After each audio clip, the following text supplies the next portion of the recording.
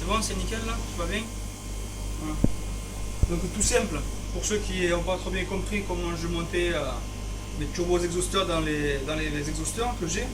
Donc de chez Aquariolux, c'est les AQ380. Hein. Donc tout simple.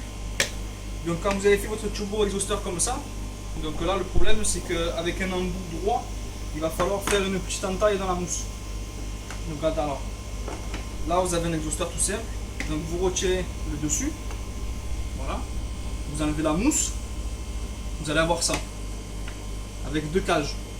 Donc ces cages, pour ceux qui le savent pas, on peut introduire justement à l'intérieur de la pouzzolane pour avoir un support bactérien.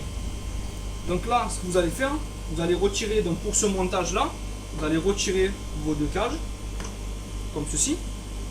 Ça, vous n'en avez plus besoin. Vous allez mettre cette partie, rentrer en force en écartant la mousse. Donc, je vais le faire. Hop. Voilà. Donc, au bout du compte, ça tient. C'est rentré en force, c'est pas un problème. Donc, du coup, pour un montage comme ça, un raccord droit, le problème c'est que ça passe pas. Et pour un raccord droit, si vous mettez le tuyau à l'intérieur, le problème, vu que ce n'est pas un coude, le tuyau va se retrouver pincé et vous allez pas, ça va pratiquement pas cracher. Donc, moi, ce que j'ai fait une entaille, comme vous le voyez. Voilà. J'ai fait une entaille simple et là à ce moment là je peux introduire mon exhausteur sans trop de problème, mon turbo exhausteur dans le filtre sans trop de problème. Et voilà, donc là mon turbo exhausteur il est comme ça. Après à vous de régler justement la hauteur de votre turbo exhausteur par rapport à la hauteur d'eau que vous avez dans les bacs. Donc voilà, ça c'est le premier procédé. Maintenant, j'ai testé un deuxième procédé, ce sont les airlift check. Donc eux, en fait, il n'y a quasiment pas de chambre de compression. Donc on a un tube IRL en 16 avec une chambre de compression avec un tube IRL en 18.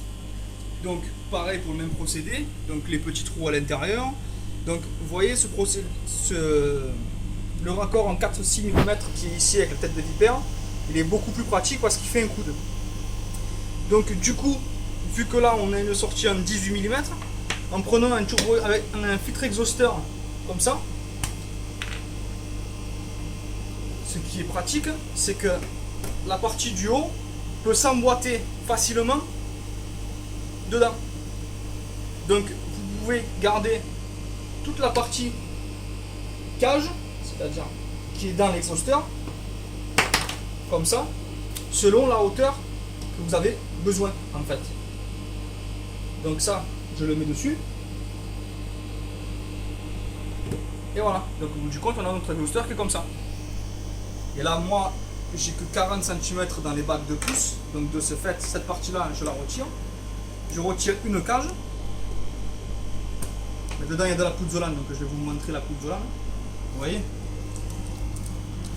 Tout simple. Hein, c'est de la petite pouzzolane, une petite granulométrie que j'ai introduit dedans, de façon à faire mon support bactérien. Donc là, je laisse plus qu'une seule cage. Je mets ma mousse à l'intérieur. Je vais prendre la tête. Je vais mettre dedans. Là, j'appuie sur ma mousse. Au bout du compte, je peux clipser sans problème mon turbo exhausteur. Et là, je vais arriver à un filtre comme ça. Et si je veux, pour cacher un peu cette partie-là, j'étire un peu la mousse de façon à rentrer comme il faut mon turbo exhausteur dedans, et au final en sortie on n'a plus que ça. Voilà. Donc deux procédés, celui-ci où on emboîte directement le turbo exhausteur sur le trou en haut, ou celui-ci où on peut entailler si on utilise une sortie droite.